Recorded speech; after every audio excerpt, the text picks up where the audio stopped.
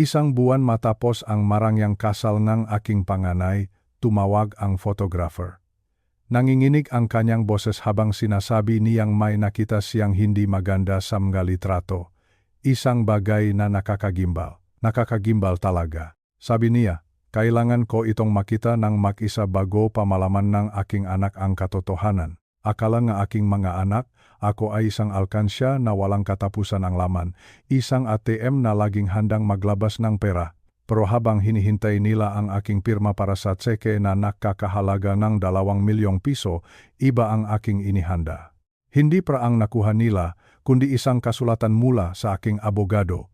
Isang utos na lisanin ang aking pamamahay sa loop ng 30 araw. Ngayon, ang ingayng kanilang nahiling ay napalitan ng katahimikan. Ang natira na lang ay ang hitsura ng aking anak na umiiyak sa labas ng pintuan habang bitbit ang kanyang nasako ng damit sa ilalim ng init ng araw. Tapos na ang kanilang laro. Tapos na ang kanilang panlilinlang. Bago ko ikuwento sa inyo ang lahat ng detalye kung paano ko sila nahuli, pakipindot ang subscribe button sa aming channel. At maaari ninyo bang isulat sa komento kung saang probinsya o lungsod kayo sa Pilipinas nakikinig sa ating kwento ngayon. Maaga pa noong Martes ng umaga sa aming tahimik na bahay sa Quezon City, nakaupo ako sa aking paboritong upuan habang dahan-dahang humihigop ng mainit na kape. Sa harap ko, nakalatag ang maulat ng benta mula sa aking matindahan. Ito ang mga sandaling pinapahalagahan ko. Ang katahimikan pagkatapos ng mahabang panahon ng pagtatrabaho. 40 taon ko ring binuo ang Bautista Hardware. Mula sa isang maliit na puwesto, ngayon ay mayroon na kaming 3 malalaking sangay sa paligid na Metro Manila. Maganda ang negosyo, maganda ang buhay. Akala ko, sapat na ang pagsusumikap ko para makuha ang kapayapaang ito. Ngunit biglang tumunok ang aking telepono. Nakita ko ang isang numero na hindi nakarehistro sa aking makontak. Noong una, balak ko itong balewalain, ngunit tila may nagtutulak sa akin na sagutin ito. Mr. Bautista, isang boses ng babae ang narinig ko, nanginginig ang kanyang boses. Nakikilala ko ang tono na iyon. Ako po ito, si Teresa, ang kumuha ng litrato sa kasal ni Isabel noong nakaraang buwan. Humigpit ang hawak ko sa basong kape. Bakit ka napatawag, Teresa? May problema ba? Tanong ko. Narinig ko ang kanyang malalim na pahinga sa kabilang linya. Kailangan ko po kayong makita. Ngayon din, pero pakiusap, pumunta po kayong mag-isa. Huwag na huwag ninyong sasabihin sa inyong anak ang tungkol sa pakikita natin. Tila biglang numipis ang hangin sa loob ng aking opisina. May mali. Pakiramdam ko ay may paparating na bagyo. Ano ang nangyayari? Sabihin mo sa akin, wika ko sa kanya. Hindi ko po kayang sabihin sa telepono, Mr. Bautista. May nakita po ako sa mga litratong kasal. Isang bagay na napakaseryoso. Bukas ng umaga, 9:00, sa aking studio sa Makati. Pakiusap po, pumunta kayong mag-isa. Bago pa ako makasagot, biglang naputol ang linya. Nanatili akong nakatitik sa kawalan. Sa aking dingding, nakasabit ang isang malaking litrato mula sa kasal ni Isabel. Napakaganda niya sa kanyang puting damit. Katabi niya ang kanyang asawang si Anton na mukhang napakagalang. 3,500,000 piso ang ginastos ko para sa araw na iyon. Sabi ko sa sarili ko noon, sulit ang bawat sentimo basta makita ko lang na masaya ang aking panganay na anak. Pero ngayon, may seryosong problema raw sa mga litrato. Isang bagay na hindi ko pa maintindihan. Biglang bumukas ang pinto ng aking opisina. Pumasok ang aking bunsong anak na si Bianca. Tulad ng dati, hindi siya kumatok. Hawak niya ang kanyang telepono at tila naiinis. Sinabihan niya ako na kailangan na raw niya ng pera para sa bagong kotse. Sabi niya, nakakahiya na raw gamitin ang kanyang lumang Honda na 7 taon na sa kanya. Kinukumpara niya ang sarili niya sa kanyang makaibigan na nakasakay na sa mabagong Lexus. Tumingin ako sa kanya. 31 taon na si Bianca. 4 na taon na siyang nakatira sa bahay ko simula nang mahiwalay silang kanyang asawa. Sabi niya noon, pansamantala lang. Pero lumipas ang mga taon at sumunod pa ang kanyang bagong kaibigan na si Paolo. Walang bayad ang renta, walang ambag sa pagkain, at ngayon, sasakyan naman ang hinihingi niya. Pag-usapan natin iyan mamaya, anak, mahinahon kong sabi sa kanya, pero hindi siya nakinig. Nagpatuloy siya sa pagrereklamo. Sabi niya, kailangan na raw niyang pumunta sa dealer ngayong linggo dahil nahihiya na siyang makita ng ibang tao sa lumang sasakyan niya. Tinalikuran ko siya at tumingin ulit sa screen ng aking computer. Malabo ang nga numero sa paningin ko. Ang tanging naririnig ko ay ang nanginginig na boses ni Teresa sa telepono. Umalis si Bianca. Nanangadabok ang mapa. Narinig ko ang malakas na pagsara ng pinto sa itaas. Tumingin ako sa labas ng bintana. Ang sikat ng araw sa Quezon City ay napakaliwanag. Mukhang normal ang lahat sa labas. Ngunit sa loob ng aking dibdib, may isang mabigat na pakiramdam na nagsasabing ang aking mundo ay malapit ng magbago. Isang pagbabago na hindi ko inaasahan. Isang katotohanang baka hindi ko kayang tanggapin. Pagkatapos ng tawag na iyon mula kay Teresa, tila napakabigat ang bawat hakbang ko sa loob ng sarili kong bahay. Gusto ko sanang mag-isa sa aking opisina upang pag-isipan ang manarinig ko, ngunit hindi iyon madali. Sa bahay na ito, ang katahimikan ay isang karangyaan na madalas kong ipakait sa akin. Hindi pa man nagtatagal ang aking pagupo, bumukas muli ang pinto. Si Bianca, ang bunso kong anak. 31 na siya, ngunit kung minsan, kung paano siya kumilos ay tila ba isa pa siyang batang kailangang laging pagsilbihan. Pumasok siya na may dalang reklamo, isang bagay na tila naging bahagi ng ang aming araw-araw na buhay. Tay, nakinig ka ba talaga sa akin kanina? Tanong niya habang nakapamaywang.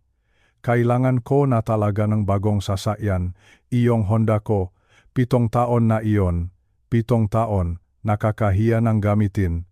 Noong nakaraang araw, nakita ko ang kaibigan kong, si Melissa bago ang kanyang sasakyan. Isang Lexus. Tapos ako, heto pa rin sa lumang kotse ko, tiningnan ko ang aking anak. 4 na taon na ang nakalilipas mula nang bumalik siya rito sa aking pamamahay pagkatapos ng kanyang diborsyo. Pansamantala lang, iyan ang pangako niya noon. Sabi niya, kailangan lang niya ng oras para makabangon muli. Bilang ama, siyempre, binuksan ko ang aking pinto. Pero ang pansamantala ay naging 4 na taon na. 4 na taon ng libreng tirahan, libreng pagkain at walang katapusang hiling ng pera. Ang mas masakit pa rito, 6 na buwan matapos siyang lumipat, sumunod na rin si Paolo. Si Paolo ang kanyang kasintahan, 38 na ang lalaking iyon, 38. Sa edad na iyon dapat ay may sarili na siyang direksyon sa buhay. Pero sa halip na maghanap ng trabaho, mas pinili niyang makitira rito sa amin. 4 na taon na rin siyang nakikinabang sa lahat ng pinahirapan ko nang walang anumang ambag. Kahit isang sentimo, wala siyang ibinibigay para sa kuryente o sa pagkain. Maya-maya pa, pumasok na rin si Paolo sa aking opisina. Hindi rin siya kumatok.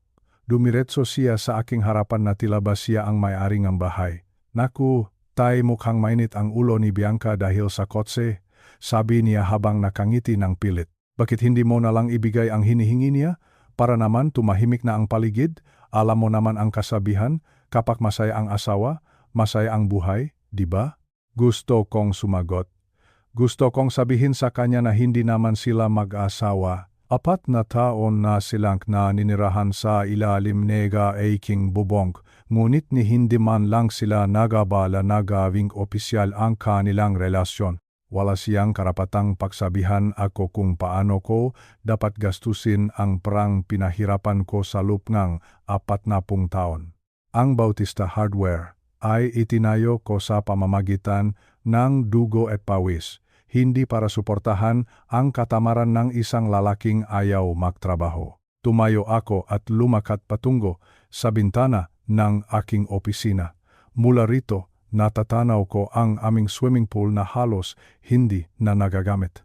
Sa kabilang dulo ng bakuran ay narunang guest house. Doon sila nananatili. Ipinagawa ko ang guest house na iyon noong araw dahil ang pangarap ko ay magkaroon ng maapo na maglalaro doon kapag bumibisita sila.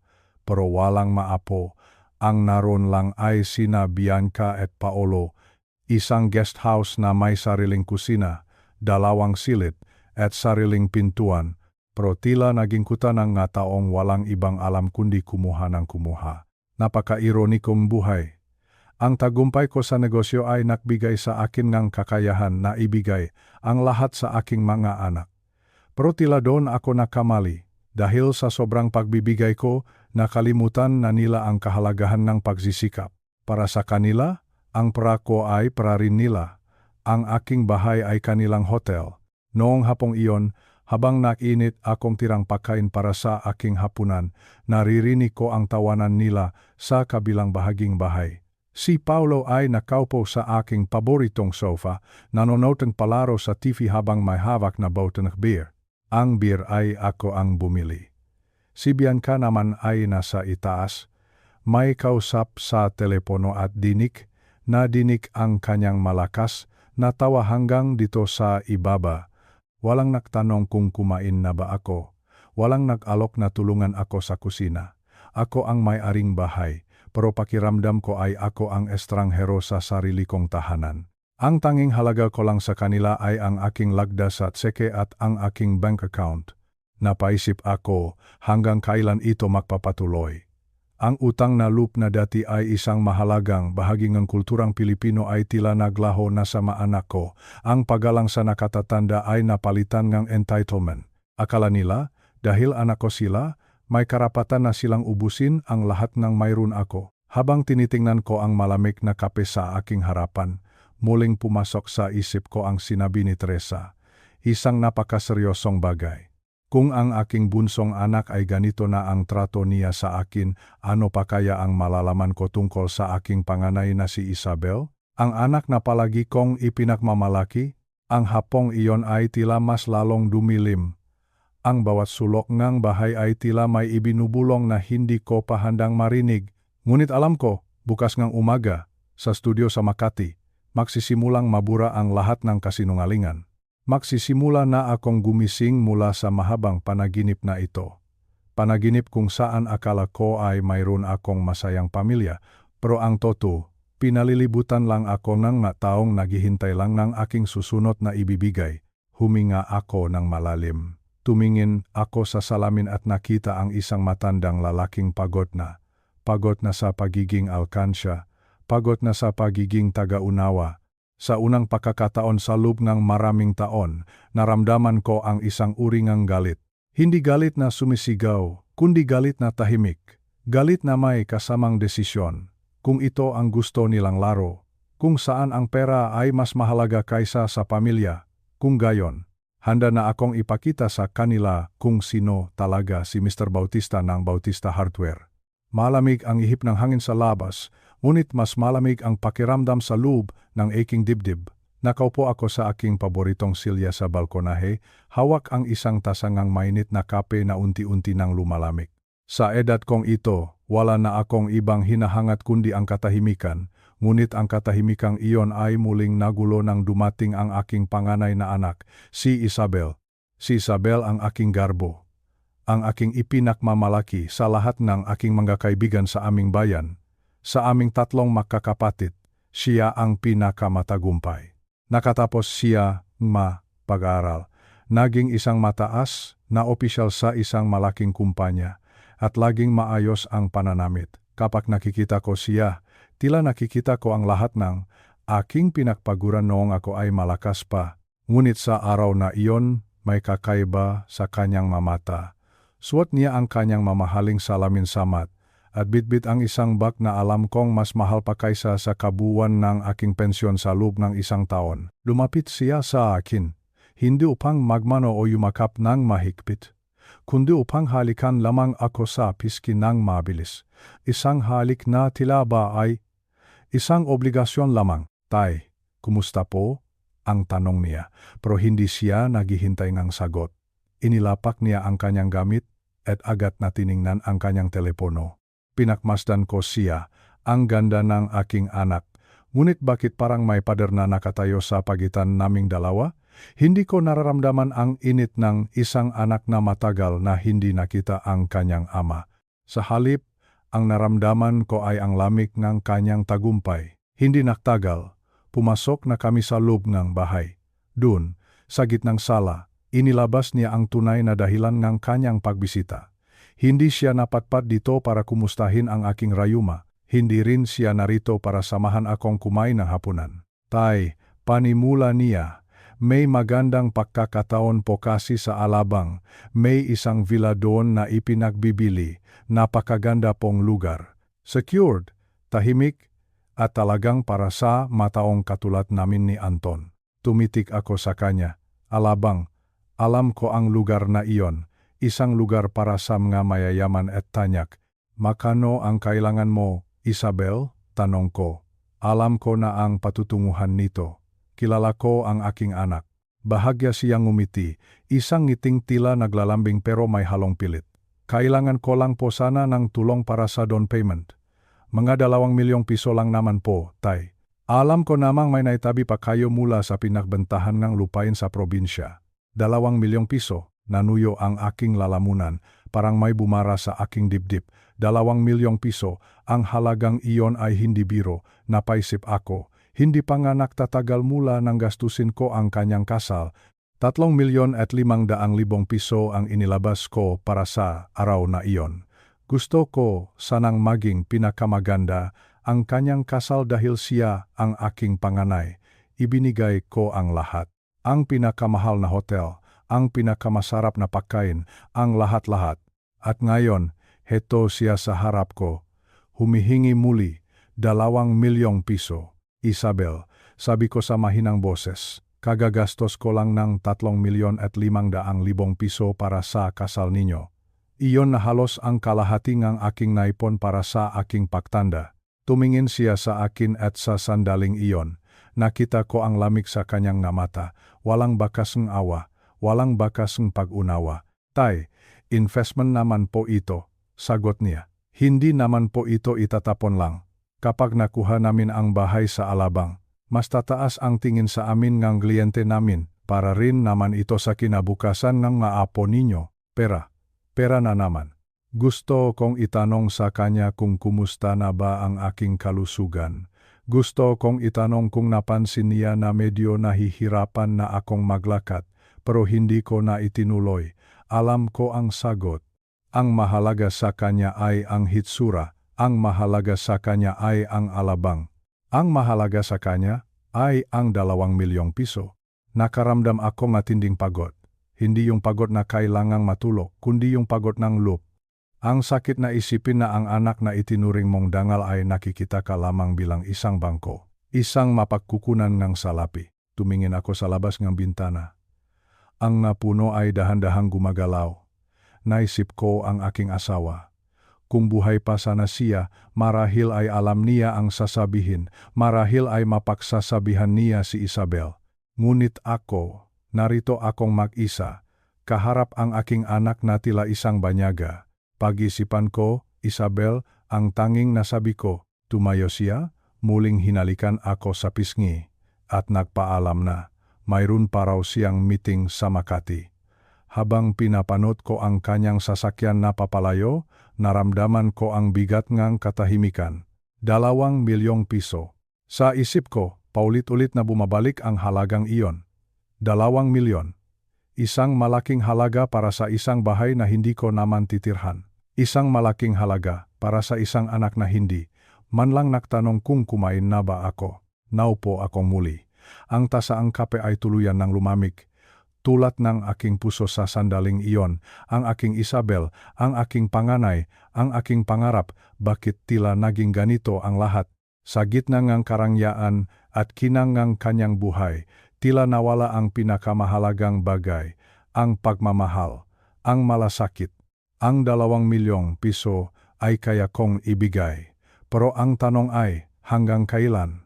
Hanggang kailan ako magbibigay bago nila ma-realize na ang kailangan ko ay hindi ang kanilang tagumpay, kundi ang kanilang presensya. Ang gabi ay dahan-dahang lumalalim, at sa bawat segundo ngang katahimikan, mas lalong sumasakit ang katotohanan.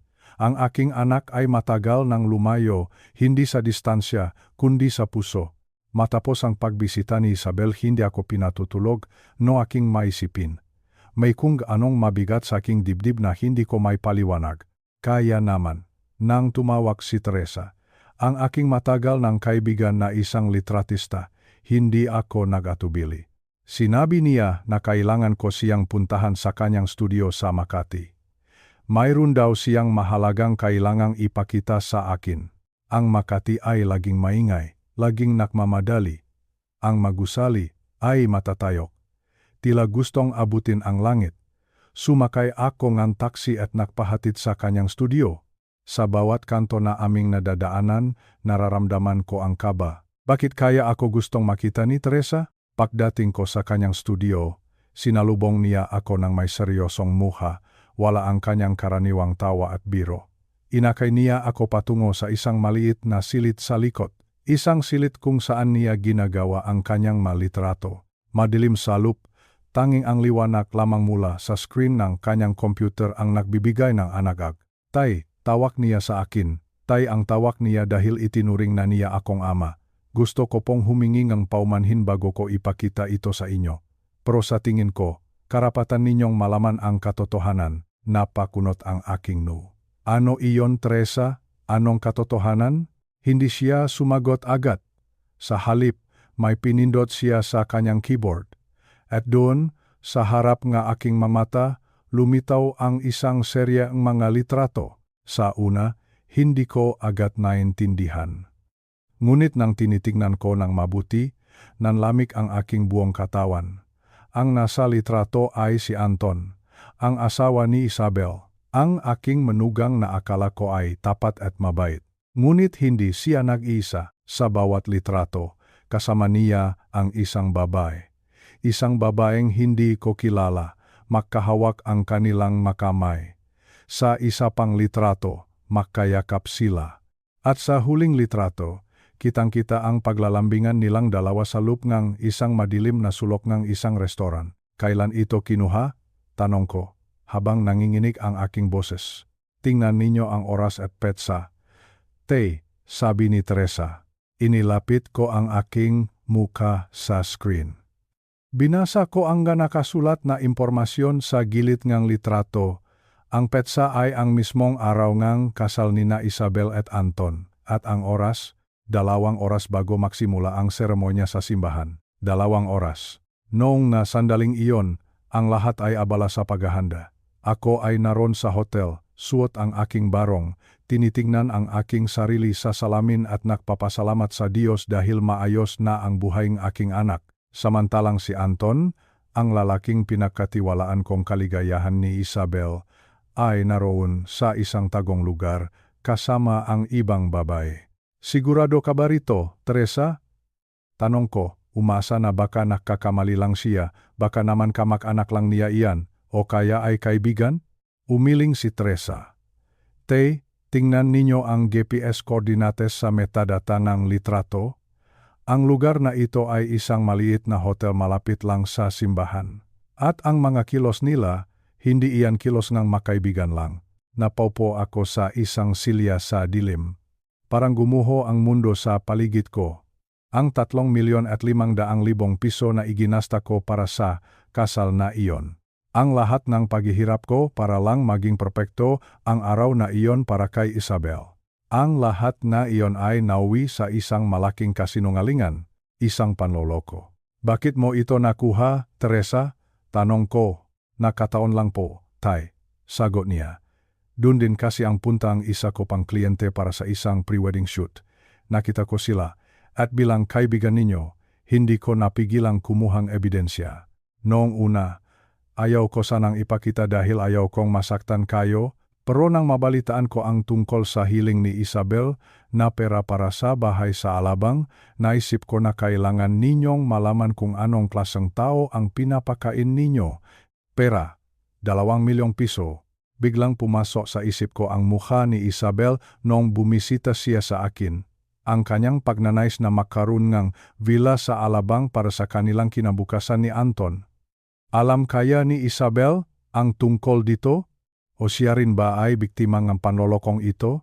O baka naman, mas masakit pa roon. Baka alam niya, pero pinipili niyang magbulak-bulagan dahil sa yaman at katayuan sa buhay? Ang sakit ay unti-unting napalitan ng galit.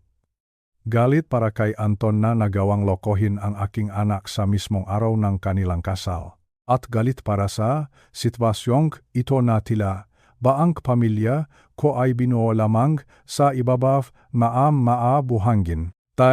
Ayon sa impormasyon ng litrato, planado ang lahat, dagdag pa ni Teresa.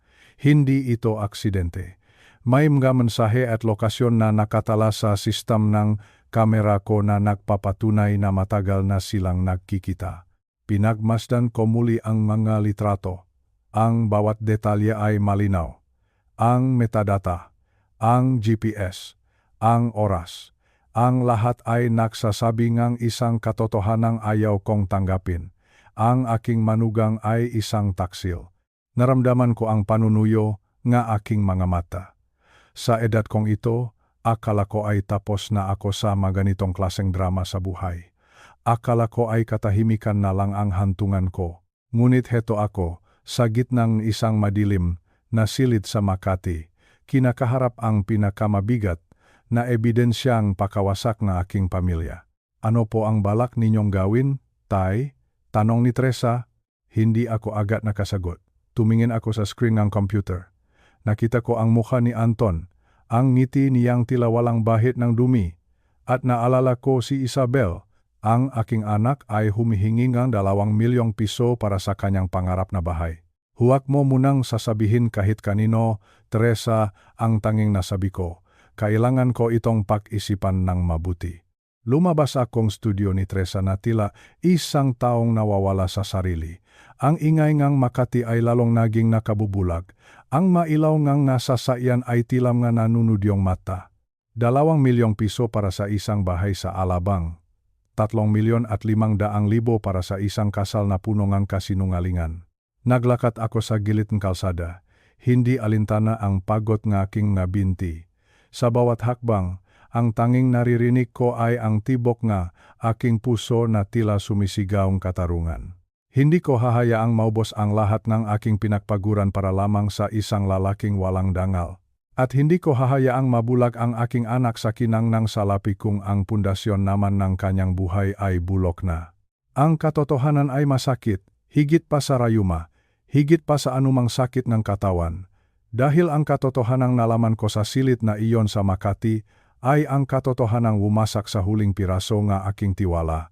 Ngayon, alam ko na, at ang kaalamang ito ang magiging sandata ko para sa mga susunod na araw. Hindi na ako ang matandang ama na sunod-sunuran lamang, ako Singyang Bautista. At gagawin ko ang tama para sa aking pamilya, gaano man ito kasakit. Madilim na ang paligid nang makabalik ako sa aming tahanan sa Quezon City. Pagkapasok ko pa lang sa pinto, ang bumungat sa akin ay isang uri ng katahimikan na hindi ko kailanman naramdaman nun. Isang katahimikan na tila ba sumasakal sa aking hininga. Isang katahimikan na punong-puno ng lihim. Dahan-dahan akong naglakad patungo sa aking opisina. Ang tanging naririnig ko lang ay ang tunog nga aking sariling mahakbang sa sahig na gawas sa narra. Bawat hakbang ay tila may kasamang bigat na hindi ko may paliwanag. Nang makaupo ako sa aking upuan, inilapak ko ang USB sa ibabaw ng mesa. Ang maliit na bagay na iyon ay naglalaman ng katotohanang wumasak sa aking mundo sa loob lamang ng isang oras. Ipinikit ko ang aking mata. Ngunit sa likod ng aking matalukap, muling naglaro ang maeksena mula sa kasal ni Isabel noong nakaraang buwan. Sariwang-sariwa pa sa aking alaala ang lamig ng hangin sa Tagaytay. Ang bango nga bulaklak na ipinaangkat pa mula sa ibang bansa, ang tunog nga violin habang naglalakat ang aking panganay na anak sa gitna ng altar. 3,500,000 piso. Iyan ang kabuuang halaga na inilabas ko para sa araw na iyon, hindi ako nag-atubili. Sabi ko sa sarili ko, ang aking Isabel ay nararapat lamang sa pinakamagandang simula ng kanyang buhay bilang asawa ni Anton. Ngunit habang inaalala ko ang bawat detalye, isang tanong ang paulit-ulit na bumabagabag sa akin. Bakit? Bakit ginawa ito ni Anton? Bakit niya piniling magpakasal kay Isabel kung mayroon naman siyang ibang babae? Nakita ko sa mga litrato ang kanyang mukha. Wala siyang bakas ng pagsisisi, wala siyang bakas ng kalituhan. Ang kanyang nga mata ay puno ng kumpiyansa habang yakap niya ang babaeng iyon sa banig ng Tagaytay. 2 oras bago siya sumumpa sa harap ng Diyos na si Isabel lang ang mamahalin niya. 2 oras. Habang ako ay abala sa pag-ayos ng aking barong at tinitiyak na maayos ang lahat para sa reception, ang lalaking pinagkatiwalaan ko, ang aking anak, ay nasa braso ng iba. Ang babaeng iyon, na may suot ding singsing, ay tila bahagi ng kanyang buhay na hindi namin alam. Naramdaman ko ang isang matinding hapdi sa aking dibdib. Ang hapdi na nanggagaling sa katotohanang baka ang buong buhay ko ay naging isang malaking kasinungalingan. Pinahirapan ko ang Bautista Hardware sa loop na 40 taon.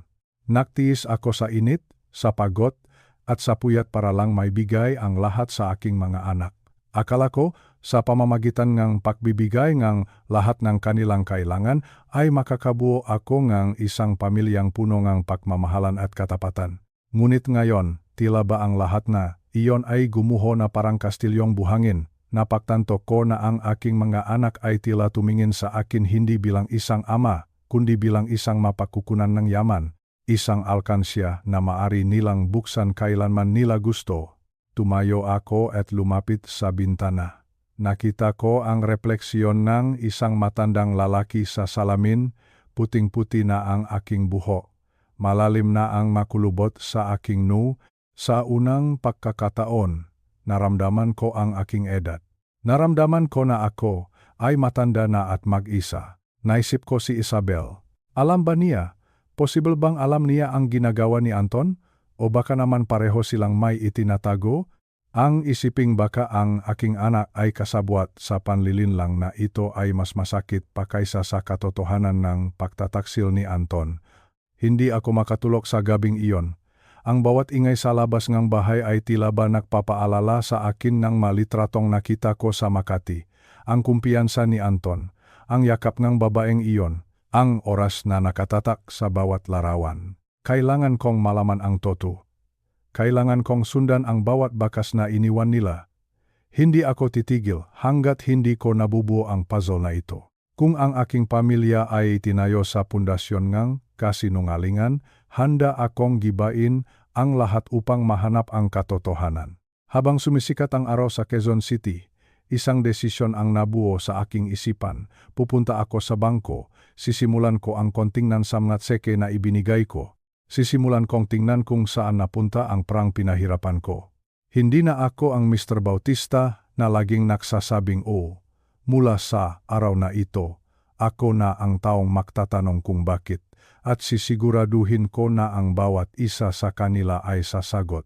9:00 pa lang ng umaga ay nasa pintuan na ako ng bangko sa Quezon City. Ito ang bangko kung saan ko inilalaga ang kitanga. Bautista Hardware sa loob ng maraming dekada. Kilala ako ng lahat dito, ang mga teller, ang mga guard, at lalo na ang manager na si Patricia. Mr. Bautista, magandang umaga po. Napadalaw kayo? Bungat ni Patricia habang inaanyayahan ako sa loob ng kanyang opisina. Pilit akong ngumiti. Magandang umaga, Patricia. May gusto lang sana akong i-verify tungkol sa isang seke na isinulat ko noong nakaraang buwan. Bilang regalo sa kasal ng aking anak, mabilis na tumalima si Patricia. Pinindot niya ang ilang mga case sa kanyang computer habang ako ay tahimik na naghihintay. Naririnig ko ang tibok ng aking puso. Naririnig ko ang bawat tibok na tila ba isang babala. Narito po, Mr. Bautista, sabi ni Patricia habang nakatitik sa screen. Ang seke na nakakahalaga ng 200,000 piso ay pumasok na sa account ni na Samuel at Isabel Fisher. Fisher, ang apelido ni Anton. Naramdaman ko ang bigat ng panggalang iyon. Joint account ba iyon? Tanong ko sa mahinahong boses. Opo, Mr. Bautista. Binuksan nila ang joint account na iyon noong 10 Mayo. 2 buwan bago ang kanilang kasal. 10 Mayo, doon ako natigilan. 2 buwan bago ang kasal. Hindi pa sila kasal, ngunit nakahanda na ang kanilang account para tanggapin ang mga regalo. Ito ay hindi lamang isang romantikong hakbang. Ito ay isang maingat na pagpaplano. Ito ay logistics. Nagpasalamat ako kay Patricia at lumabas ng bangko. Habang naglalakad ako patungo sa aking sasakyan, tila ba ang sikat ng araw ay naging masyadong maliwanag para sa akin. Umupo ako sa loob ng kotse at hindi muna pinaandar ang makina. 2 buwan bago ang kasal. Ibig sabihin, bago pa man sila makpalitan ng sumpa, alam na nila kung paano nila paghahati-hatian ang makukuha nila.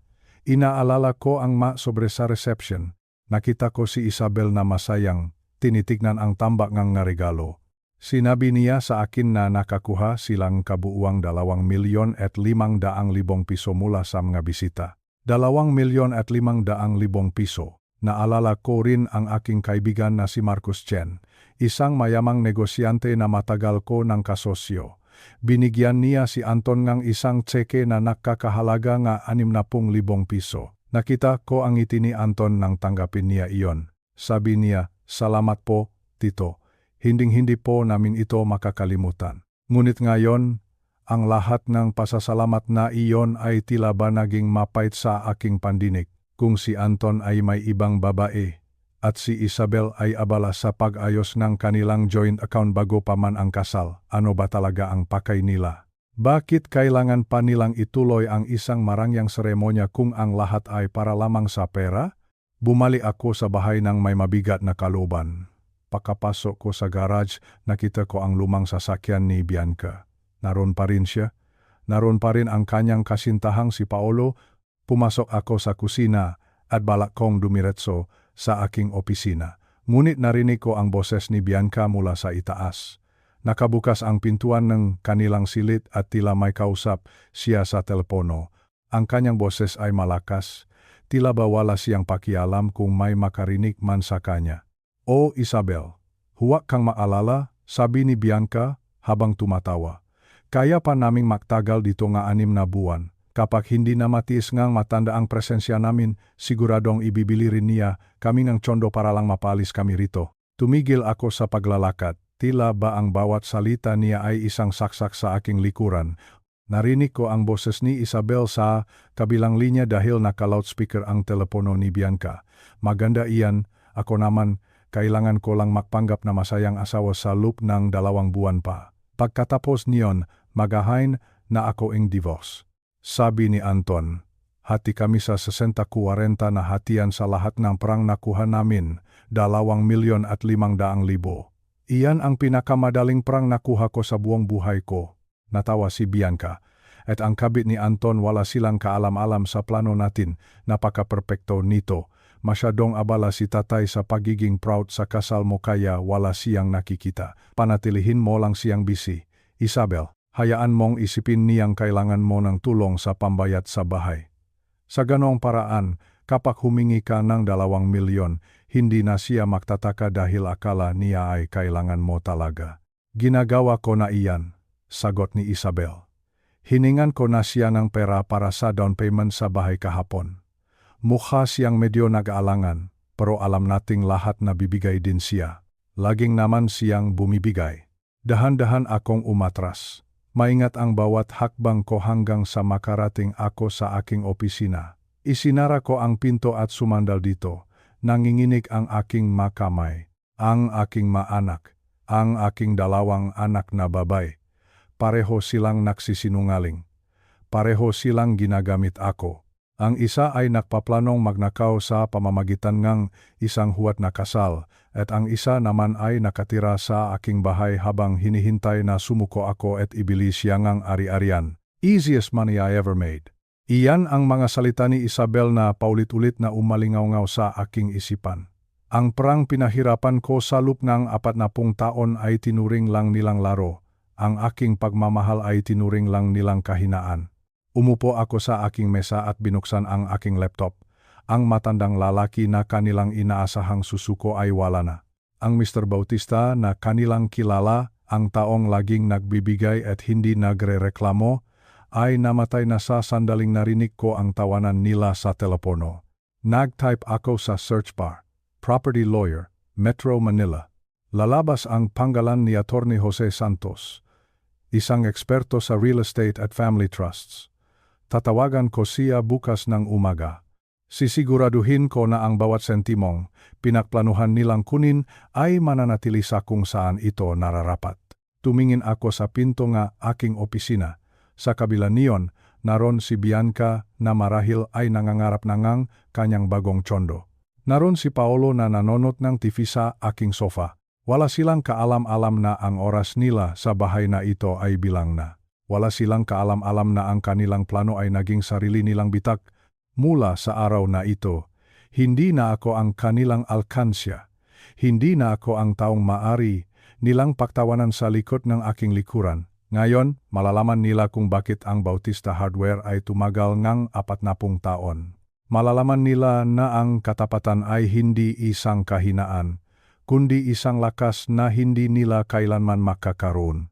Nanatili akong nakatayo sa likod ngang pinto ng aking opisina. Ang aking hininga ay mababaw. Ang aking puso ay tila isang tambol na mabilis ang paktibok. Sa labas, sa pasilyo ang aming bahay, naririnig ko ang boses ni Bianca. Hindi niya alam na narito ako. Akala niya ay wala ang kanyang tatay. Naka-loudspeaker ang kanyang telepono. Ang boses na lumalabas doon ay ang boses ni Isabel. Ang aking panganay. Ang aking paborito. Ang boses na akala ko ay puno ng pagmamahal, pero ngayon ay puno ng panunuya. Isabel, bilisan mo na ang pagpirma sa mga papeles. Sabi ni Bianca habang tumatawa. Kailangan na nating makuha ang pondo para sa bago kong sasakyan. Hindi na ako makapaghintay na makita ang mukha nga matanda kapag nalaman niyang kailangan ko pang mas malaking halaga. Narinig ko ang tawa ni Isabel mula sa kabilang linya. Isang tawang nakakapanindik balahibo. Huwag kang mainip, Bianca, sagot ni Isabel. 2 buwan na lang. 2 buwan lang ang hiningi ko kay Anton. Pagkatapos ngang 2 buwan ng pagpapanggap na masayang asawa, maghahain na ako ngang divorce. Sabi nga abogado ni Anton, sa ilalim ngang aming kasunduan, hati kami sa lahat ng perang nakuha namin sa kasal. 60% sa kanya, 40% sa akin. Huminto sandali si Isabel. Tila nakbibilang sa kanyang isipan. 2,500,000 piso, Bianca.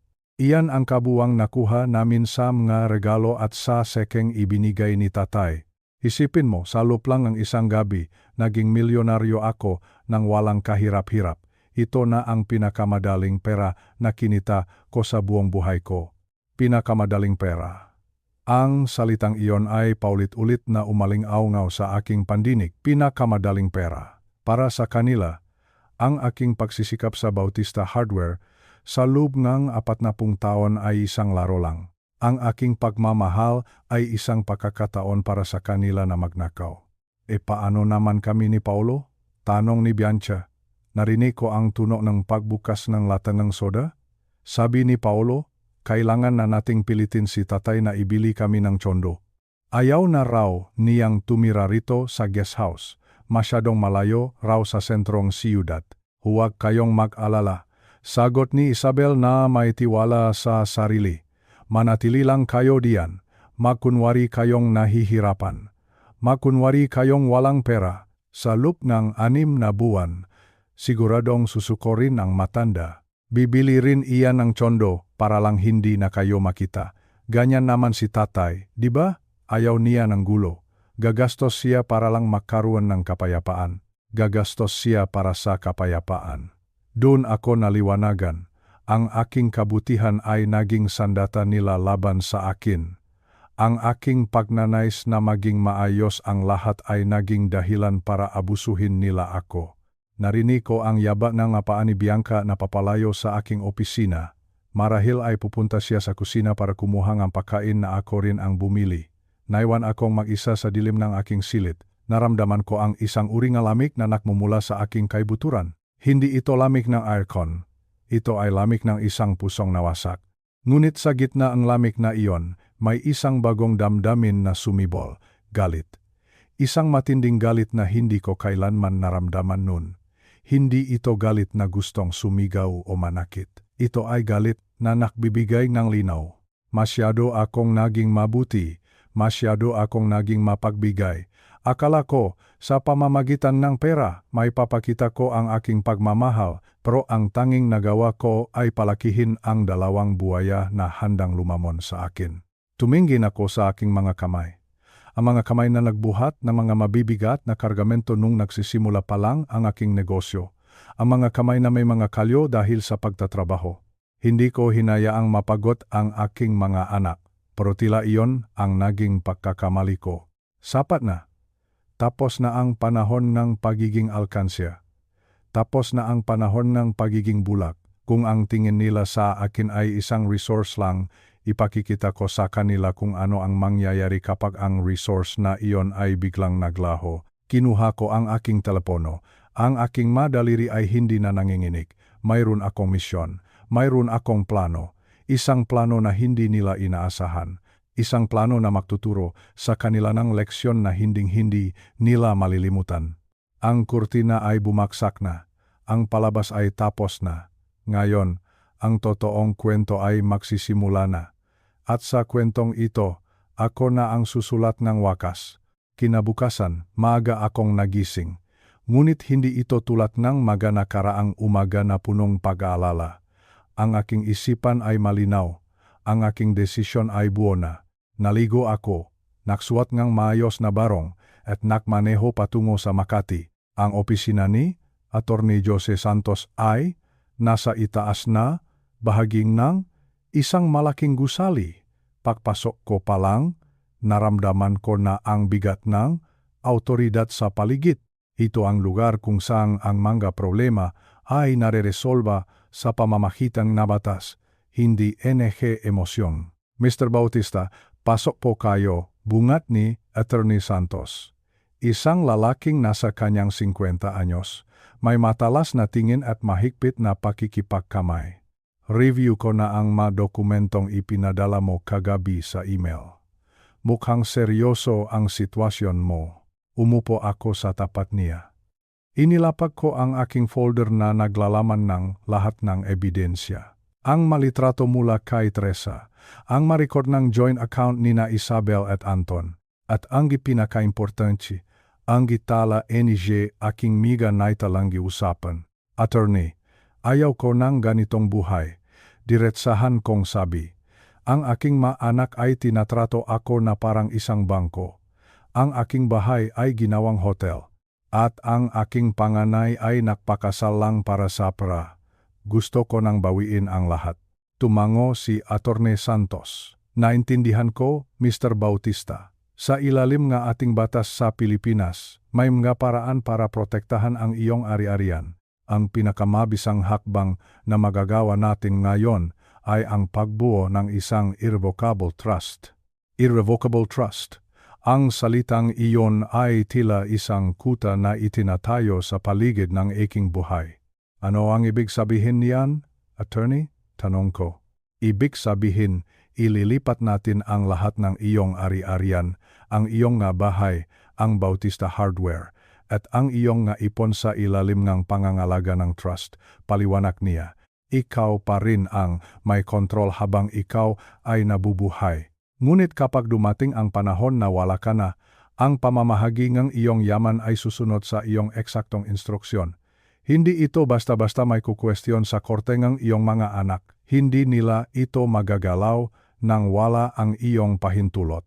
Isang malalim na hininga ang pinakawalan ko. Ito ang kailangan ko, proteksyon. At ang tungkol kay Bianca, paalala ko. 4 na taon na siyang nakatira sa bahay ko nang walang bayad, kasama ang kanyang kasintahan. Kumuha si Attorney Santos ng isang papel. Gagawa tayo ng isang formal na eviction notice. Dahil wala silang kontrata ng pagupa, itinuturing silang mga panauhin na lumampas na sa kanilang pagbisita. Bibigyan natin sila ng 30 araw para lisanin ang iyong pamamahay. Kung hindi sila alis, maaari nating tawagin ang nga autoridad para sa formal na pagpapatalsik. 30 araw. Ang bilang na iyon ay tila isang countdown para sa kanilang kalayaan mula sa aking bulsa. Magkano ang magiging gastos sa lahat ng ito, Attorney? Ang kabuang serbisyo para sa trust, ang pagbabago ng iyong huling habilin, at ang malegal na notice aabot sa 450,000 piso, sagot niya. 450,000 piso. Noong nakaraang buwan, naglabas akong 3,500,000 piso para sa isang kasal na punong kasinungalingan. Ang halagang hinihingi ni Attorney Santos ay maliit na sakripisyo para sa aking kapayapaan at kaligtasan. Gawin natin, attorney, sabi ko habang kinukuha ang aking panulat. Ngayon na, habang pinipirmahan ko ang bawat pahina, naramdaman ko ang unti-unting pagkawalang ng bigat sa aking balikat. Ang bawat pirma ay isang harang na itinatayo ko laban sa panlilinlang nina Isabel at Bianca. Ang bawat pahina ay isang hakbang patungo sa aking sariling kalayaan. Mr. Bautista, dapat mong malaman na ang hakbang na ito ay maaring magdulot ng permanenteng lamat sa relasyon ninyo ngang iyong maanak, babala ni Attorney Santos. Kapag natanggap nila ang masulat na ito, walang nang balikan. Tumingin ako sa kanya ng diretso. Attorney, sila ang unang sumira sa lamat na iyon. Sila ang unang tumalikod sa pagmamahal. Ang ginagawa ko lang ay ang paharap sa katotohanan. Mas mabuti nang mag-isa kaysa mapaligiran ng mga taong naghihintay lang sa iyong kamatayan para makuha ang iyong pera. Lumabas ako nga opisina ni Attorney Santos ng may bagong sigla. Ang sikat na araw sa Makati ay tila hindi nakasing hapding dati. Tumingin ako sa aking relo, ang oras ay tumatakbo na. Sa loob ng 3 linggo, ang lahat ng aking pinahirapan sa loob ng 40 taon ay magiging ligtas na. Pag-uwi ko sa bahay, nakita ko si Paolo na nakaupo sa veranda, naninigarilyo at nakataas ang mapaa sa mesa. Ngumiti siya sa akin, isang ngiting puno nga kayabangan, akala niya ay kontrolado pa rin nila ang sitwasyon. Hindi ko siya pinansin, naglakad ako ng diretso patungo sa aking opisina. Isinara ko ang pinto at inilabas ang kopya na mga dokumentong pinirmahan ko. Sige, Paolo. Sige, Bianca. Magsaya muna kayo sa loob ng 3 linggong ito. Sulitin ninyo ang bawat sandali ng libreng pananatili rito. Dahil pagdating ng Biyernes, ang inyong mundo ay biglang hihinto. Sa unang pagkakataon sa loob ng maraming taon, nakaramdam akong tunay na kapangyarihan. Hindi kapangyarihan ng pera, kundi kapangyarihan ng katotohanan. Ako ay isang ama, pero ako rin ay isang tao na karapat-dapat sa respeto. At kung hindi nila kayang ibigay iyon, handa akong ituro sa kanila kung paano ito mawala. Ang umagang iyon ay nagsimula nang may kakaibang bigat sa hangin. Nakaupo ako sa aking paboritong silya sa sala, ang silyang gawa sa matibay na nara na matagal ko ng kasama. Sa harap ko, sa ibabaw ng masangkape, ay may nakapatong na isang puting sobra. Malinis ang sobrang iyon, mukhang walang panganib. Ngunit sa loob nito ay naroon ang isang desisyong alam kong wawasak sa katahimikan ng aming tahanan. Ito ay isang formal na abiso, isang utos na lisanin ang bahay sa loob ng 30 araw. 30 araw. 30 araw para kina Bianca at Paolo na hanapin ang kanilang sariling landas. Maya-maya pa ay narinig ko na ang mga yabag mula sa itaas. Pababa na sila. Si Bianca, ang aking pangalawang anak, na laging maselan sa kanyang hitsura kahit nasa loob lang ng bahay. At si Paolo, ang kanyang asawa, na tila sanay na sa buhay na walang kailangang ipag-alala dahil narito ako. Tay, ang aganiyo namang makape, bati ni Bianca habang nag-unat ng kanyang nabraso. Hindi niya napansin ang sobre. Umupo siya sa tapat ko at nagsimulang mag-check ng kanyang telepono. Si Paolo naman ay dumiretso sa kusina. Marahil ay nakahanap ngang kung anong may luluto para sa kanyang almusal. Pagbalik niya, naupo siya sa tabi ni Bianca. Doon lamang nila napansin ang puting sobra na nasa gitna naming 3. Ano iyan, tay? Tanong ni Paolo nang may halong pagtataka. Hindi ako agad sumagot. Huminga muna ako ng malalim. Naisip ko ang lahat ng taon na ibinigay ko sa kanila. Ang lahat ng perang pinalabas ko para lang maging komportable sila, ngunit ngayon, kailangan ko ng maging matatag. Basahin ninyo, maikli kong sagot. Ang aking boses ay hindi nanginginig, bagaman ang aking puso ay tila hinahaplos ng kaba. Kinuha ni Bianca ang sobre, binuksan niya ito ng dahan-dahan. Habang binabasa niya ang nilalaman, nakita ko ang pagbabago sa kanyang mukha. Mula sa pagiging kampante, naging maputla siya, at pagkatapos, naging pula ang kanyang mapisngi sa galit. Ano ito, tay? Sigaw niya. Eviction notice. Pinapalayas niyo kami. Sa loob ng 30 araw, tumayo si Paolo. Ang kanyang mukha ay puno ng hindi makapaniwalang ekspresyon. Tay, nagbibiro ba kayo? Saan kami pupunta? Wala kaming matitirhan na biglaan ng ganito. Bakit niyo ginagawa ito sa amin? Tumingin ako ng diretso sa kanilang mamata. Ginagawa ko ito dahil kailangan ninyong matutong tumayo sa sarili ninyong mapaa. Ang bahay na ito ay naging kanlungan ninyo ng masyadong matagal. Pero hindi na ito libre. Ang molang ginto, gayang tawag ninyo sa akin sa talikuran, ay sarado na. Doon nagsimula ang kanilang pag-atake. Hindi ito pisikal na atake, kundi isang masakit na pag-atake sa aking damdamin. Ginamit nila ang pinakamabisang sandata na alam nila. Ang guilt trip, ang pagpapakonsensya. Tay, wala ba kayong utang na loob sa amin? Sabi ni Bianca habang nagsisimulang tumulo ang kanyang ngaluhang buhaya. Kami ang nandito sa tabi niyo. Kami ang kasama niyo sa bahay na ito habang ang iba ay nasa malayo. Ganito ba ang igaganti niyo sa pag-aalaga namin sa inyo? Napatawa ako ng bahagya sa loob ng aking isip. Pag-aalaga, ang pag-aalaga ba ay ang paghihintay na maluto ang pagkain na ako ang bumili? Ang pag-aalaga ba ay ang pahinging ang panggastos sa bawat luho nila?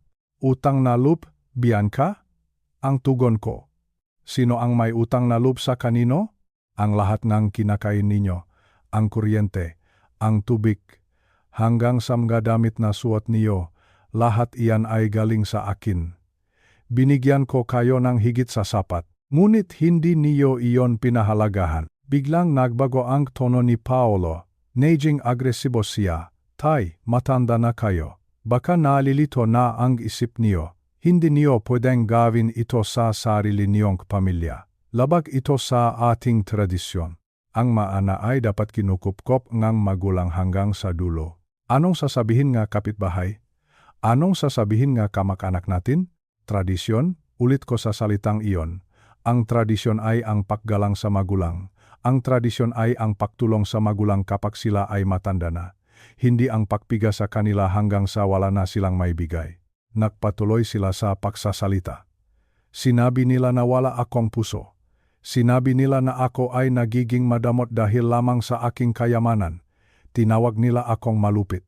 Sinabi ni Bianca na kung palalayasin ko raw sila, ay hindi na nila ako kikilalanin bilang ama. Sige. Sabi ni Bianca habang pinupunasan ang kanyang luha ng may kasamang galit. Kung gusto niyo kaming mamatay sa gutom sa kalsada, sige, pero tandaan niyo, tay, kapag nakasakit kayo, kapag kailangan niyo ng basong tubig sa gabi, huwag niyo kaming tatawagin. Dahil tinalikuran niyo na kami, masakit. Napakasakit marinig ang mga salitang iyon mula sa sarili mong dugo, parang may humihiwa sa aking puso. Ngunit alam ko na ito ay laro lamang, isang laro para pasukuin ako, isang laro para makuha muli ang kanilang gusto. May 30 araw kayo, ulit ko. Tumayo ako at dahan-dahang naglakad patungo sa aking kwarto. Ang bawat hakbang ko ay mabigat, ngunit ang aking isip ay malinaw. Narinig ko pa ang kanilang mabulungan sa sala. Nararamdaman ko ang kanilang put. Pero sa unang pagkakataon sa loob ng maraming taon, naramdaman ko rin ang isang uri ng kalayaan. Ang sobrang iyon sa ibabaw nga mesa ay hindi lamang para sa kanilang pag-alis. Iyon ay para sa aking pagbabalik. Pagbabalik sa aking sarili. Ang gabi ay dumating at ang bahay ay naging tahimik. Ngunit ito ay isang tahimik na punong tensyon. Alam ko na hindi pa ito tapos. Alam ko na ang 30 araw na ito ay magiging isang mahabang labanan. Ngunit handa na ako para sa aking dangal, para sa aking katahimikan. Lumipas ang unang linggo matapos kong ibigay ang abiso sa kanila.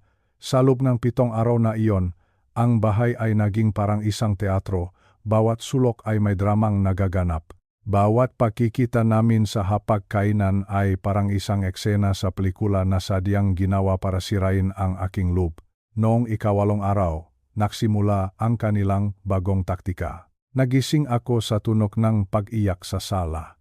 Pagbaba ko, nakita ko si Bianca na nakahiga sa sofa, hawak ang kanyang ulo at tila hirap na hirap huminga. Si Paolo naman ay tila mataranta na tumatakbo pabalik-balik. Tay, si Bianca po, sigaw ni Paolo. Tumataas ang kanyang presyon. Sabing doktor, sobrang stress daw po ang dahilan. Hindi niya kayang tanggapin na itataboy niyo kami. Lumapit ako, ngunit hindi ako nakpakita ng sobrang pag-aalala. Alam ko ang laro nila. Napansin ko ang thermometer sa mesa. Tiningnan ko ito. Walang laknat. Napansin ko rin ang kanyang mata. Masyadong maayos ang pagkakayos ang kanyang buhok para sa isang taong seryosong may sakit. Kung ganoon, dalhin niyo siya sa ospital, mahinahon kong sagot. Huwag kayong mag-alala, may insurance naman si Bianca, hindi ba? Nakatinginan ang dalawa. Hindi nila inaasahan ang aking lamig. Akala nila ay yayakapin ko siya at sasabihin, sige na, huwag na kayong umalis, ngunit nanatili akong matatag. Sa mga sumunod na araw, lalo pang tumindi ang kanilang gimik. Minsan, makikita ko silang dalawa na umiyak habang tinitingnan ang lumang album na larawan namin noong bata pa sila. Sinasadya nilang lakasan ang boses para marinig ko. Naalala mo ba, Paolo? Sabi ni Bianca. Nung bata ako, laging sinasabi ni Tay na hinding-hindi niya ako pababayaan. Na mahal niya ako. Ngayon, parang hindi ko na siya kilala. Parang ibang tao na ang nakatira sa bahay na ito. Ang masalitang iyon ay parang mapalaso na sadyang itinutudla sa aking puso. Gusto nilang isipin ko na ako ang masamang tao. Gusto nilang maniwala ako na ako ay nakukulang bilang ama. Ngunit ang pinakamatinding hakbang nila ay dumating noong 15 araw. Isang hapon, may dumating na bisita.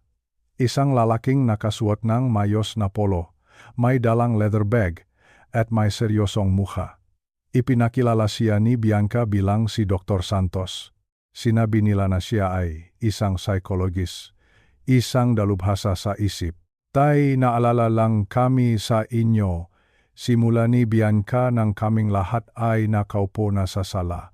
Nitong nakaraang buwan, napansin namin na parang nakbabago ang ugali niyo. Nagiging bugnutin kayo, nakakalimot, at gumagawa ng desisyong hindi niyo naman gagawin dati. Kaya naisipan naming ipatingin kayo kay Dr. Santos. Naintindihan ko agad ang kanilang balak. Gusto nilang palabasin na ako ay ulyanin na. Gusto nilang patunayan na hindi ko na kayang mag-isip ng maayos para makuha nila ang karapatan sa aking mga ari-arian. Gusto nilang ikulong ako sa sarili kong kahinaan. Ginoong Bautista, panimulang doktor, kamusta ang inyong pakiramdam? May mga pagkakataon ba na parang nalilito kayo sa petsa o kaya ay nakakalimutan ninyo kung bakit kayo nasa isang lugar? Tumingin ako sa doktor at pagkatapos ay kina Bianca at Paolo. Nakita ko ang pag-asa sa kanilang mata. Umaasa silang magpapanik ako o kaya ay magagalit nang walang dahilan para makmukhang totoo ang kanilang bintang. Ngunit ngumiti ako. Isang giting punong kumpiyansa. Dr. Santos, sabi ko ng malinaw at matatag, salamat sa inyong pagdalaw. Ang pakiramdam ko ay napakabuti. Sa katunayan, hindi pa naging ganito kalinaw ang aking isip sa loob ng 10 taon. Alam ko ang petsa ngayon, 15 buwan. At alam ko rin kung bakit kayo narito. Kinuha ko ang aking tablet mula sa gilid ng silya, binuksan ko ang isang file.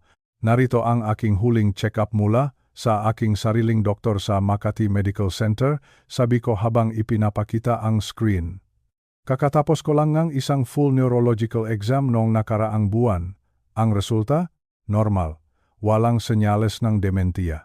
Walang senyales ng Alzheimer's. Ang aking memorya ay higit pa sa maayos para sa isang taong nasa aking edad. Nakita ko ang paglagla ng balikat ni Bianca. Si Paolo naman ay napatingin sa sahe. Ang kanilang lihim na sandata ay nawalan ng bisa sa isang saglit lamang. Tungkol naman sa aking madesisyon, pagpapatuloy ko habang nakatitik sa kanila. Ang pagpapatalsik sa inyo sa bahay na ito ay hindi bungang pakalito. Ito ay bungang na isang napakalinaw na pagsusuri sa inyong makilos. Ito ay desisyon ng isang ama na sawang-sawa na sa pagiging kasangkapan lamang para sa inyong karangyaan. Umalis ang doktor ng hiyang-hiya. Naiwan kaming tatlo sa sala. Ang hangin ay tila naging kasing bigat ng tingga. Wala na ba kayong ibang maisip? Tanong ko sa kanila. Ano pa ang susunod? Magkukunwari ba kayong nanakawan para hingan akong pera? O baka naman gagawa kayong kwento na ako ay nananakit? Hindi sila makasagot. Ang kanilang psikolohikal na digmaan ay nabigo dahil hindi nila inakala na handa ako. Hindi nila inakala na ang matandang akala nila ay madaling linlangin ay mas matalas pa sa kanila. May 15 araw pa kayo, sabi ko sa kanila. Gamitin ninyo ang oras na iyon para mag-impake, hindi para gumawa ng mga kwento. Dahil sa ika-30 araw, kahit anong iyak o sakit ang ipakita ninyo, ang pintungang bahay na ito ay mananatiling sarado para sa inyo. Tumayo ako at iniwan silang tulala sa sala. Habang pakyat ako sa hagdan, naramdaman ko ang pagod, ngunit may kasama itong kagaanan. Ang bawat paninira nila, ang bawat kasinungalingan ay nagsisilbi lamang na patunay na tama ang aking desisyon. Ang labanan ng isip ay hindi madali. Masakit na makitang ang sarili mong maanak ay kayang gumawa ng ganitong kabuktutan para lamang sa pera. Pero sa bawat araw na lumilipas, mas tumitibay ang aking loob. Hindi ako mababali. Hindi ako susuko. Ako si Ginoong Bautista. At ang aking tahanan ay hindi na muling magiging pugat ng mga mapagsamantala. Ang natitirang 15 araw ay magiging mahirap pa. Alam ko iyon, pero ngayon, alam na nila na ang matandang ito ay hindi lamang buhay kundi gising na gising, Miyerkules ng gabi noon. Ang aming bahay sa Quezon City, na dati ay puno ng tensyon at bulungan, ay biglang nabalot ng isang kakaibang bango ng nilagang manok at sari-saring pampalasa. Dumating si Isabel at si Anton na may dalang na supot ng grocery. Sabi ni Isabel, gusto raw nilang ipagluto ako. Sabi niya, gusto raw nilang magkaroon kami ng isang mayos na hapunan bilang isang pamilya. Habang pinapanood ko sila sa kusina, tila bumalik ang alaala nung maliliit pa sila. Si Isabel na masipag tumulong at si Bianca na laging nahihintay lang ng pagkain, pero alam ko ang totoo. Alam ko na ang bawat hiwa ng kutsilyo at bawat inggitin nila ay bahagi ng isang mas malaking plano. Isang palabas, isang teatro ng panlilinlang. Nakasama rin namin sa hapak sina Bianca at Paolo. Maayos ang kanilang bihis. Wala ang karaniwang busangot sa mukha ni Bianca. Si Paolo naman ay tila naging napakagalang. Palaging tumatayo para kumuhang tubig o mag-abot ng kanin. Napakagandang tignan. Kung hindi ko lang alam ang kanilang mapinag-usapan sa likod ko, marahil ay naniwala na ako na nagbago na sila. Nang matapos ang pagkain, nagsimula na ang tunay na pagkain nila. Si Isabel ang unang nagsalita. Ang kanyang boses ay malambot, puno ng pagkukunwaring pag-alala. Sabi niya, Tay, napapansin namin na tila nahihirapan ka na sa pag-alaga ng malaking bahay na ito. Masyado na itong malaki para sa iyo. Ang daming kailangang ayusin.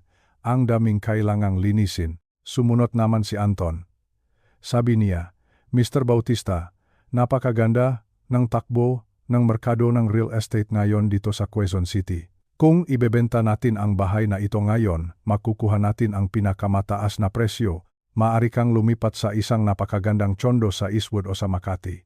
Mas ligtas doon, mas madaling alagaan. At doon na pumasok ang kanilang tunay na hangarin. Sabi ni Bianca, at ang maiwang pera mula sa pagbebenta, maaari nating pakatian. Magagamit namin ni Paolo para makapagsimula ng sariling negosyo.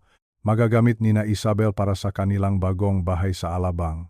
Lahat tayo ay makikinabang. Lahat tayo ay magiging masaya. Tinitigan ko silang isa-isa. 4 na mukha, 4 na maskara. Pinagmamasdan ko ang kanilang mamata na kumikinang sa pag-asang makakakuha silang malaking halaga mula sa aking pinahirapan. 2 milyong piso para sa bahay ni na Isabel. Isang bagong kondo para kay Bianca. Isang buhay na komportable para sa kanila habang ako ay itatapon sa isang maliit na sulok. Dahan-dahan akong tumayo. Hindi ako sumigaw. Hindi ako nagalit sa labas. Kinuha ko ang Manila folder na kanina ko pa inihanda sa ilalim ng aking upuan. Inilapa ko ito sa gitnang hapagkainan sa tabi ng plato ng prutas. Bago tayo mag-usap tungkol sa pagbebentang bahay, mahinahon kong sabi. Gusto ko munang tignan ninyo ang mga ito. Pinuksan ni Isabel ang folder. Nakita ko ang unti-unting pagkawala ng kulay sa kanyang mukha. Unang litrato. Si Anton sa Tagaytay, yakap ang isang babaeng may pulang buhok. Pangalawang litrato. Ang kanilang paghahalikan sa banig ng isang restoran, 2 oras bago ang kasal. Pangatlong litrato. Ang malinaw na hitsurang babaeng may suot ding singsing. Ano ito, Tay? Nanginginig ang boses ni Isabel. Tumingin si Anton sa mga litrato at biglang napaatras. Hindi siya makapagsalita. Ang kanyang kumpiyansa ay naglaho na parang bula. At hindi lang iyan, patuloy ko. Inilabas ko ang aking telepono at pinindot ang play button.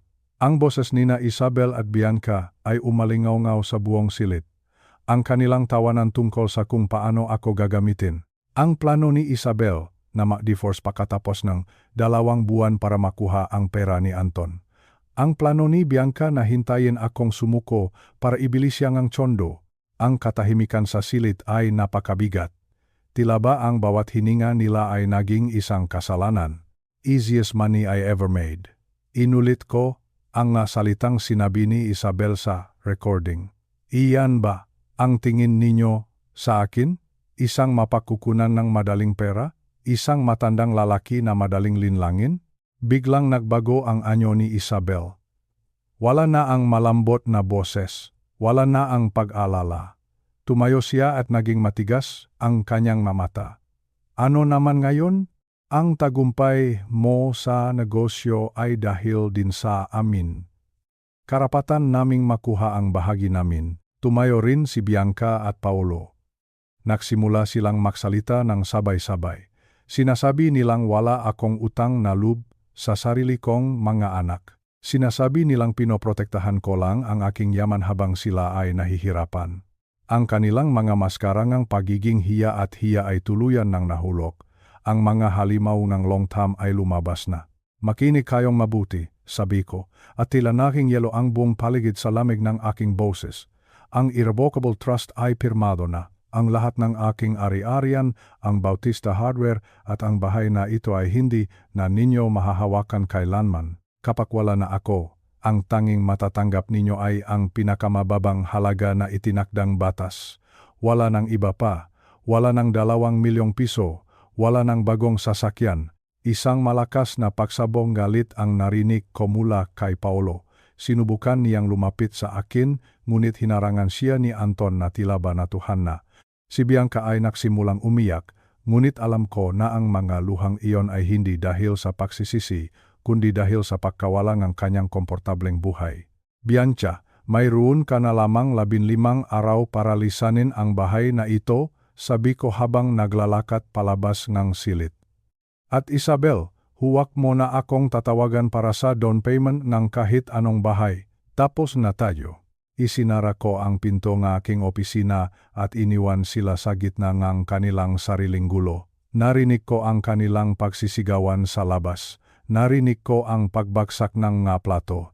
Pero sa unang pagkakataon sa loob ng maraming taon, nakaramdam ako ng payapaan. Ang katotohanan ay masakit, pero ito ang tanging paraan para maging malaya. Dumating ang 30 araw. Ang araw ng aking paglaya. 10:00 ng umaga nang pumarada ang sasakyan ng sheriff sa harap ng aking gate. Kasunod nito ang sasakyan ni Attorney Santos. Bumaba si Deputy Martinez. Isang lalaking may seryosong mukha at maayos na uniforme. Nakamayan kami. Alam ko na ang araw na ito ay hindi magiging madali, pero ito ay kinakailangan. Ang bawat sugat ay kailangang linisin bago ito gumaling. Naklakat kami patungo sa pintuan ng aking bahay. Kumatok si Deputy Martinez ng 3 beses. Malakas, mapang otoridad. Sino iyan? Umalis kayo. Sigaw ni Paolo mula sa loob. Hindi kami aalis dito. Hindi nakpatinag si Deputy Martinez. Sabi niya, buksan ang pinto. Ito ay si Deputy Martinez mula sa Maricopa County Sheriff. Mayroon kaming legal na kautusan para sa inyong pagpapatalsik. buksan ang pinto o mapipilitan kaming pumasok ng marahas.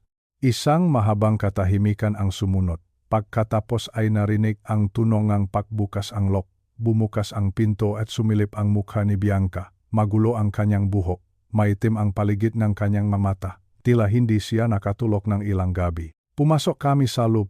Ang sala ay tila isang bodega ng basura, mabalat ng pizza, malata ng beer, at magadamit na nakakalat sa kung saan-saan. Wala silang ginawang pag-aayos. Wala silang ginawang paghahanda. Akala nila ay nagbibiro lang ako. Akala nila ay bibigay din ako sa huling sandali. Mayroon kayong 2 oras, pahayag ni Deputy Martinez. 2 oras para kunin ang inyong mga personal na gamit. Damit, sapatos at mga gamit sa banyo. Ang mga muebles at lahat ng appliances ay maiwan dito dahil pag-ari ito ni Mr. Bautista. Magsisimula ang oras ninyo ngayon. Nagsimulang magwala si Paolo.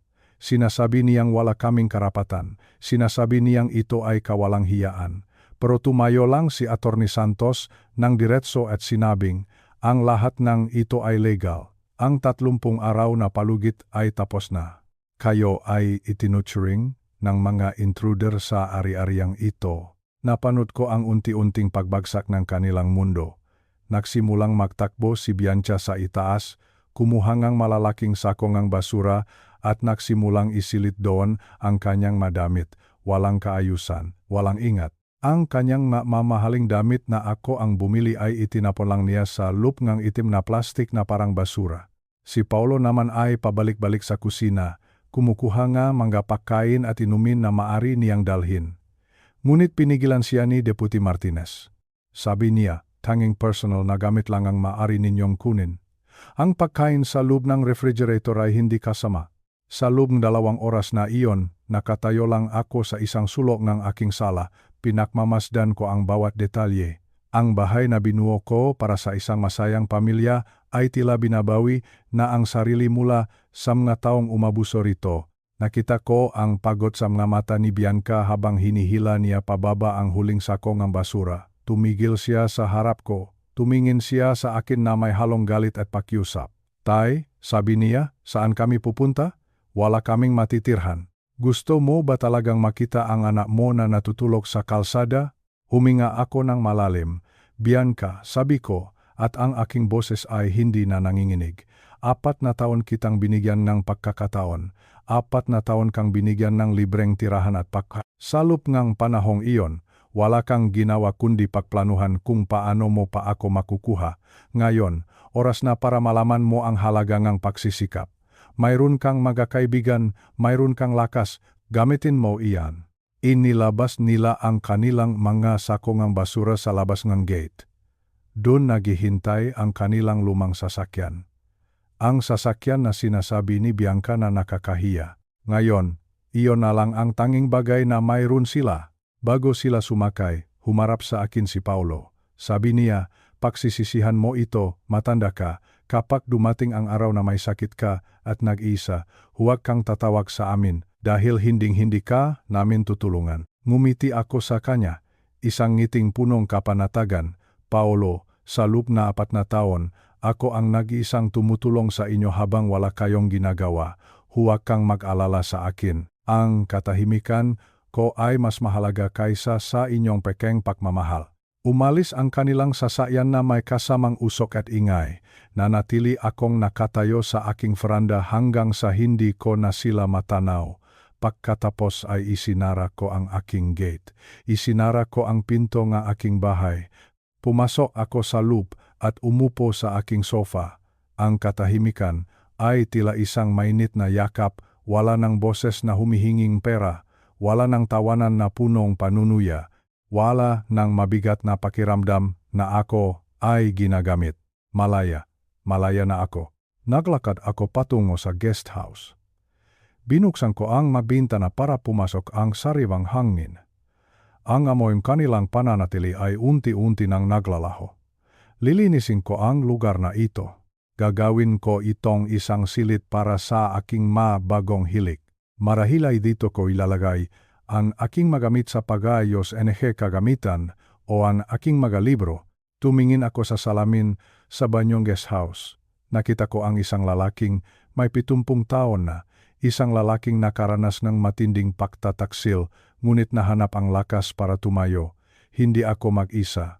Kasama ko ang aking dangal. Kasama ko ang aking katotohanan. Ngayong gabi, matutulog ako ng mahimbing, walang pangamba, walang galit. Bukas, sisimulan ko ang unang araw na natitirang bahagi ng aking buhay. Isang buhay na ako ang may hawak ng panulat. Isang buhay na puno ng kapayapaan na ako mismo ang naktanim. Ang 4 na taon ng pagtitis ay tapos na. Ang 30 araw ng paghihintay ay natapos na. Ngayon ang bawat segundo ay akin na. At iyan ang pinakamahalagang yaman na hindi nila kailanman mananakaw mula sa akin. Huling bahagi ng Agosto. Nakaupo ako sa aking teras habang ninanamnam ang aking mainit na kape sa umaga. Pinagmamasdan ko ang sikat ng araw na dahan-dahang umaakyat sa ibabaw ng mga bahay sa Quezon City. Ang hangin ay sariwa. May kasamang banayad na simoy na nagmumula sa mga puno sa paligid. Tahimik. Napakatahimik. Maliban sa huni ng mga ibon at ang malayong ugong ng lungsod, wala ka ng ibang maririnig. 3 linggo na ang nakalilipas mula nang lisanin nina, Bianca at Paolo ang aking bahay. 3 linggo na rin akong namumuhay ng mag-isa sa sarili kong tahanan, ang tunay kong tahanan. Hindi na ito isang gusali na kailangan kong ibahagi sa mga taong punong-puno ng hinanakit at ay tinuturing akong alkansya. Napatingin ako sa bagong coffee maker sa aking kusina. Pinalitan ko na ang dati na sadyang binasak ni Paolo bago sila umalis. Isang maliit na bagay. Pero para sa akin, bawat bagong kagamitan na binili ko ay simbolo ng aking pagbawi sa aking buhay. Mayos na ang lahat ngayon. Ang remote ng telebisyon ay nananatili sa kung saan ko ito inilapag. Ang aking upuan sa sala ay para sa akin lamang. Ang refrigerator ay naglalaman ng mapakaing gusto ko. Mga simpleng bagay. Pero para sa isang taong galing sa 4 na taon gulo, ito ay isang revolusyon. Nitong nakaraang linggo, 2 beses tumawag si Bianca. Hindi ko sinagot ang mga iyon. Hinayaan ko lang na mapunta sa voicemail at agad ko ring binura nang hindi pinakikinggan. Nalaman ko mula sa isang kakilala na nakahanap silang maliit na apartment sa labas ng siyudad. Nagtatrabaho na raw si Paolo sa isang construction site. Mabuti iyon. Natututo na silang tumayo sa sarili nilang paa. Natututo na silang mabuhay nang wala ang aking pera. Iyan ang pinakamagandang regalo na maibibigay ko sa kanila. Ang pagkakataong maging responsible. Minsan din ay tumawag si Isabel. Humihingi pa rin siyang pera. Sabi niya, kailangan niya ng 2 milyong piso para sa down payment ng kanyang bagong bahay matapos ang divorce. Sabi ko sa kanya, isa lang ang aking sagot. Hindi. Pagkatapos niyon ay ibinaba ko na ang telepono. Walang paliwanag, walang sisisihin. Isang malinaw na hangganan. Sila ni Anton ay tuluyan ng nahiwalay. Nabalitaan ko na ang perang nakuha nila sa kasal ay naubos lang sa mga bayarin sa abogado, isang uri ng katarungan. Ang perang nakuha sa panlilinlang ay nawala rin sa paraang hindi nila inaasahan. Dumating ang kartero sa hitna NG umaga. May dala siyang isang sobremula sa opisina ni Attorney Santos. Binuksan ko ito nang may kumpiyansa. Narito na ang mga huling dokumento NG aking irrevocable trust. Nakasaad dito na ang lahat ng aking ari-arian, ang Bautista Hardware at ang aking ipon ay opisyal na ng protektado. Ang pamamahagi ng aking yaman sa hinaharap ay susunod sa aking kagustuhan, isang legal na kuta. Isang garantiya na ang aking pinahirapan sa loob ng 40 taon ay hindi na muling mababastos. Habang binabasa ko ang mapapeles, tumunog ang aking telepono. Isang mensahe mula sa isang hindi kilalang numero. Mula kay Anton. Sabi niya, Mr. Bautista, alam kong alam mo na ang totoo. Alam ko ang tungkol sa malitrato. Pero sana, huwag mo nang palakihin ang gulo. Sabi niya, bibigyan niya akong 500,000 piso para lang manahimik ako at hayaang matapos ang divorce nila ni Isabel nang walang ingay. Napangiti ako. 500,000 piso. Inakalaban niya na ang aking dangal ay mabibiling ganong halaga. Hinakalaban niya na pagkatapos ngang lahat ng panlilinlang nila ay kakagat ako sa kanyang suhol. Agad kong binura ang mensahe at hinarangan ang kanyang numero. Hindi ako mabibili. Ang katotohanan ay hindi ipinagbibili. Kinuha ko ang aking gitara. 3 linggo ko na sa pag-aral ng instrumentong ito. 40 taon kong pangarap na matutong tumuktok, pero palagi kong sinasabi na wala akong oras. Ngayon, mayroon na akong lahat ng oras sa mundo, mahirap sa simula, masakit sa mga daliri. Pero ang bawat nota na lumalabas ay tila isang bahagi nga aking kaluluwa na muling nabubuhay. Tuwing Miyerkules, mayroon akong guro na pumupunta rito, at tuwing Biyernes, nagboboluntaryo ako sa senior center sa aming barangay. Ginagamit ko ang aking kaalaman sa hardware para magkumpuni ang nga makasirang kagamitan ang nga makakapwa ko senior. Doon, nararamdaman ko ang tunay na pasasalamat, walang humihingi dahil sa entitlement. Lahat ay nagpapasalamat dahil sa serbisyong bukal sa loop. Maya-maya pa, muling tumunok ang telepono. Sa pagkakataong ito, si Teresa ang tumatawa, ang niyapiyang photographer na naglakas loob na sabihin sa akin ang katotohanan. Mr. Bautista, kumusta na po kayo? Tanong ni Teresa. Iniisip ko po kung naging maayos ba ang lahat pagkatapos ng pagkikita natin sa studio. Teresa, mabuti na ang lahat, sagot ko ng may katapatan. Salamat sa iyong tawag. Binigyan mo ako ng katotohanan nung ang lahat ay puro kasinungalingan. Malaki ang utang na loob ko sa iyo. Natuwa si Teresa sa narinig. Inanyayahan ko siyang magkape sa susunod na linggo. Gusto ko siyang pasalamatan ng personal. Gusto ko ring magkaroon ng kaibigan na nakabatay ang relasyon sa katapatan, hindi sa kung ano ang makukuha sa akin. Sabi niya, ikalulugot daw niya iyon. Isang bagong pagkakaibigan ang nagsisimula. Pagkababangan telepono, tumayo ako at humarap sa bintana. Siya na ang sikat na araw ay napakaganda. Ang Quezon City ay buhay na buhay. Naisip ko ang mahabang biyahe na pinagdaanan ko. Ang tawag ni Teresa na sumira sa aking ilusyon. Ang mga litrato. Ang narinig kong usapan sa telepono. Ang nagabi nga pag-aalinlangan. Ang pakikipaglaban sa sarili kong maanak, ang eviction notice, at ang sheriff sa aking pintuan. Ang bawat hakbang ay mahirap, ang bawat desisyon ay masakit, ngunit ang bawat isa sa mga iyon ay kailangan para sa aking kaligtasan, kailangan para sa aking ranggi. Akala ng aking maanak, sinira ko ang aming pamilya. Akala nila, pinili ko ang mapag-isa kaysa sa kanila.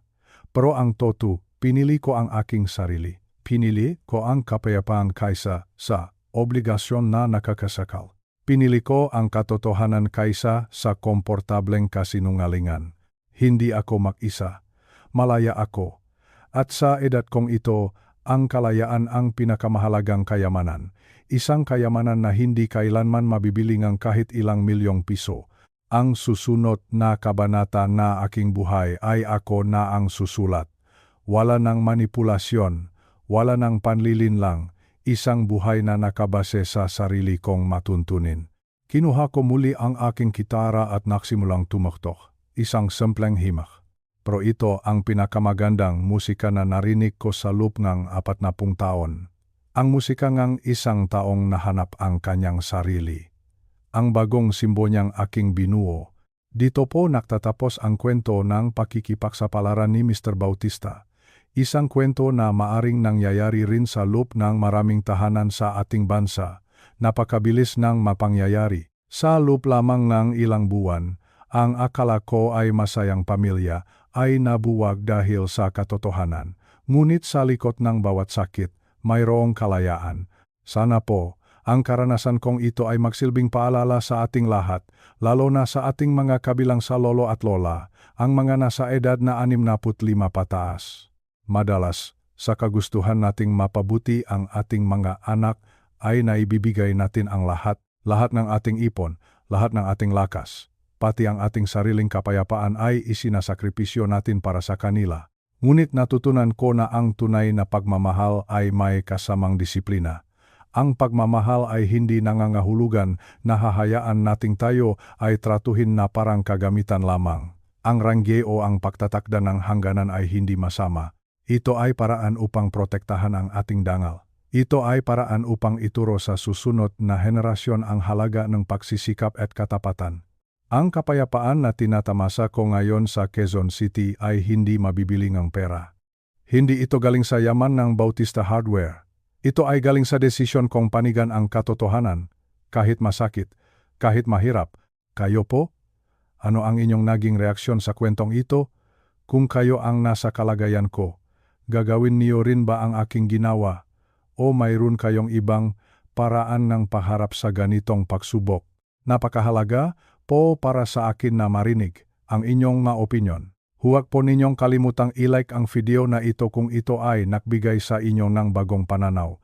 Mag-subscribe po kayo sa aming channel para hindi niyo mapalampas ang iba pang makwentong hango sa totoong buhay na punong aral at katarungan.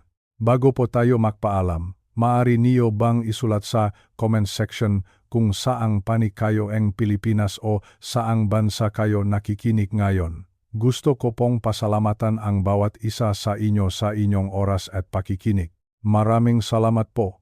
Manatili tayong matatag sa ating mga prinsipyo. Lagi nating tandaan na ang ating edad ay hindi hadlang upang bawiin ang ating sariling kaligayahan. Hanggang sa susunod na kwento, pakpalain po tayong lahat ng may kapal.